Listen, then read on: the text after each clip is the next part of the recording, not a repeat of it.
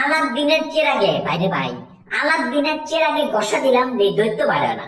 আরে বেটা দৈত্য বাইরে না কেন? একটু একটু ঝাঁকাইলাম, থাবড়া থুবড়া দিলাম, হ্যাঁ বাইরে না গেলিগা। পরে ওই আলাদিনের চেরাগের মুখের কাছে যা বললাম, ওই ভাইরাস না কেন?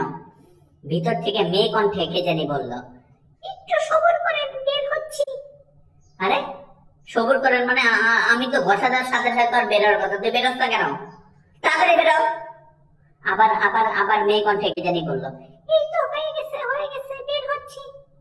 পরে বের এলো, জিগেলাম কিরে, আর আর দেখলাম একটা মেয়ে দত্ত বেরেছে।